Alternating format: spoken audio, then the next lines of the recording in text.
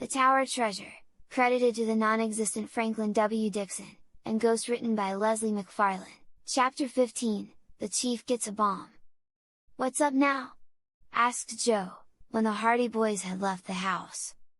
"Chief Collig and Detective Smuff must miss that train." "But how?" "I don't know just yet, but they've got to miss it. If they reach the hospital tonight they'll interview Jack Lee first. One of two things will happen. They'll either get a confession and take all the credit for clearing up the case, or they'll go about it so clumsily that Jack Lee will say nothing and spoil everything for Dad." The Hardy Boys walked along the street in silence. They realized that the situation was urgent, but although they racked their brains trying to think of some way in which to prevent Chief Collig and Detective Smuff from catching the train, it seemed hopeless. "Let's round up the gang," suggested Joe. "Perhaps they can think of something." The gang consisted of the boys who had been with Frank and Joe the day they held the picnic in the woods. There was, of course, Chet Morton.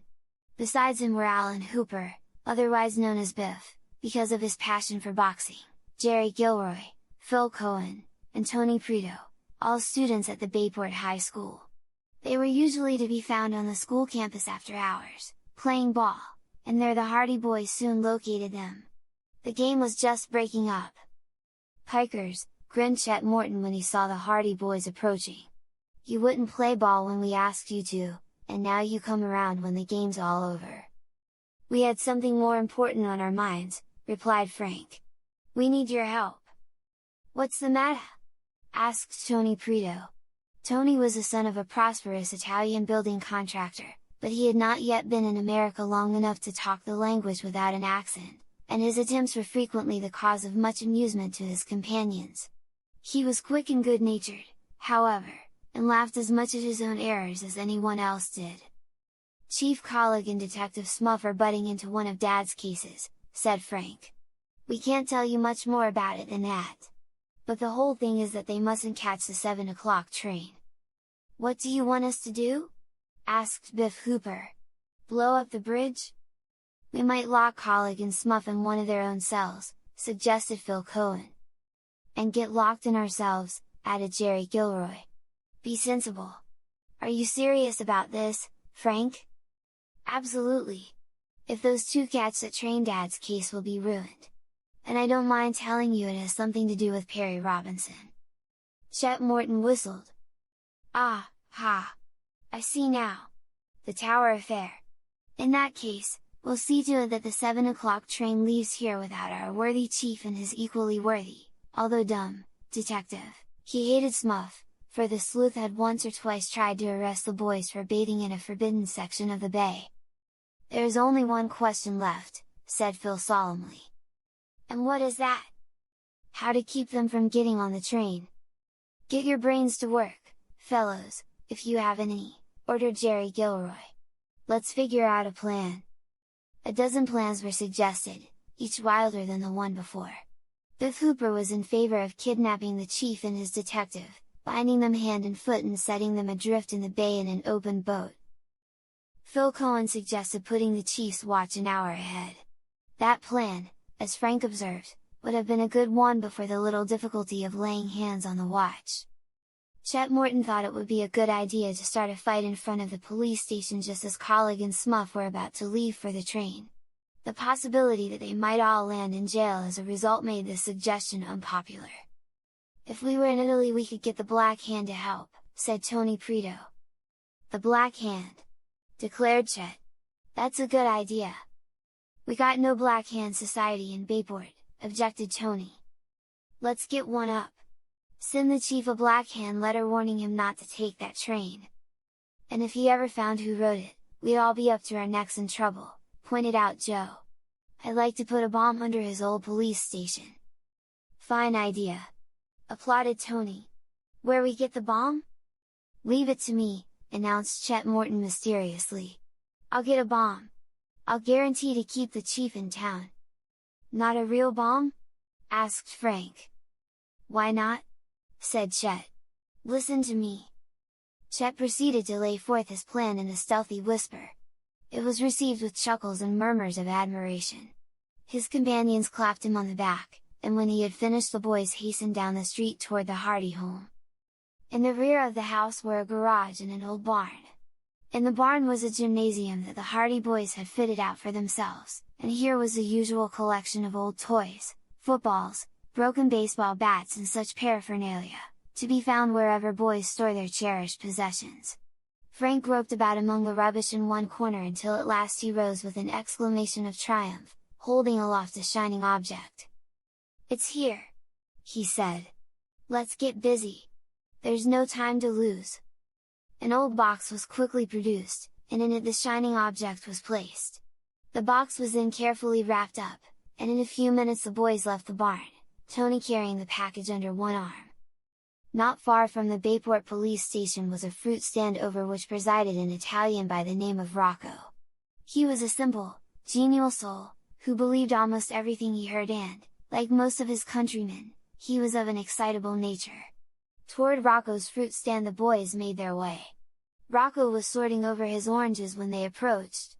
Tony, with the box under his arm, hung in the background, while Chet stepped boldly forward. "How much are your oranges, Rocco?" he asked. Rocco, with much explanatory waving of arms, recited the prices of the various grades of oranges. "Too much! There's a fellow at another fruit stand on the next street sells them a nickel a dozen cheaper." "He no can do!" shrieked Rocco. "My price is so low."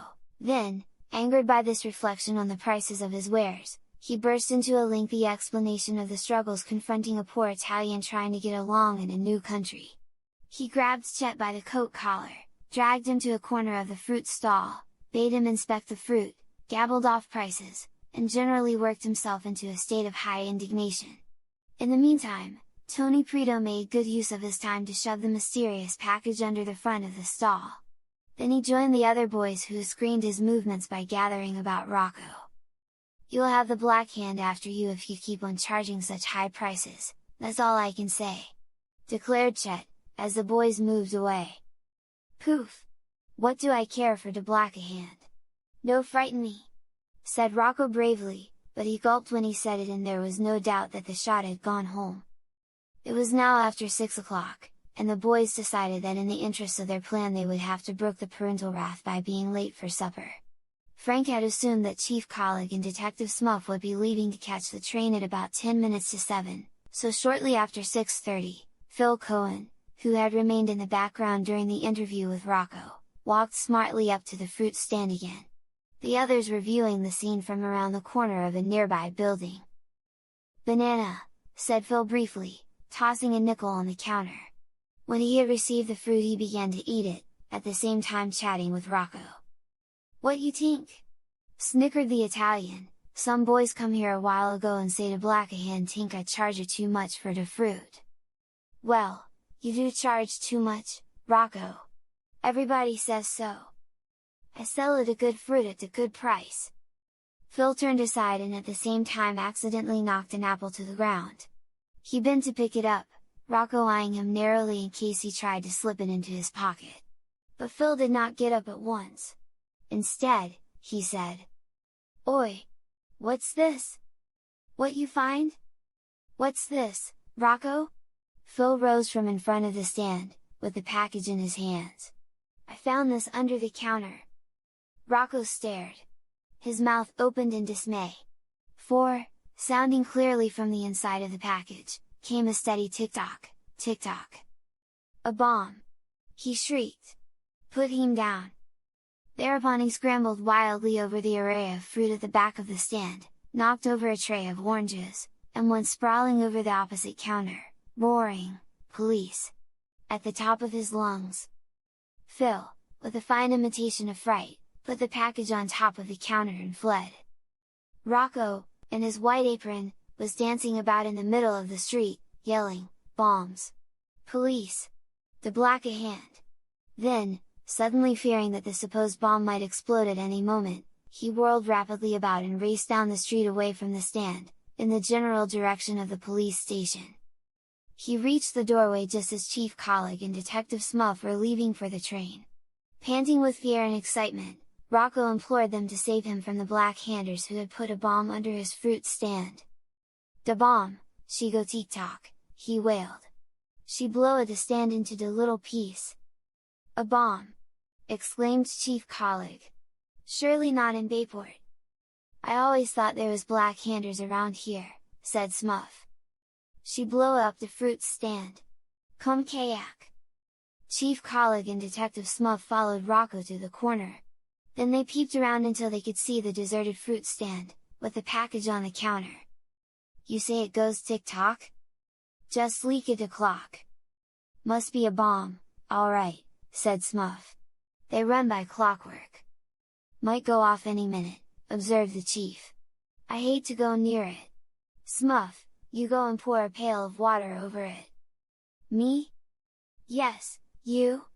You're not afraid, are you? No, I'm not afraid, muttered Smuff, mopping his brow. But I got to think of my wife and family. Coward! Said the chief. I'd do it myself, only it wouldn't be right, seeing I'm your superior officer. Bad for discipline. The worthy officer stared at the package on the fruit stand counter, while Rocco danced with impatience. Neither colleague nor Smuff dared approach closer, but they realized something must be done. Where's Riley? Asked the chief at last. Out on his beat, around the corner.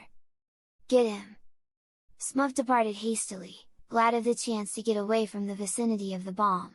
He was some time in locating Con Riley, and when at last that minion of the law was escorted back to the chief, 7 o'clock had come and gone. So had the train.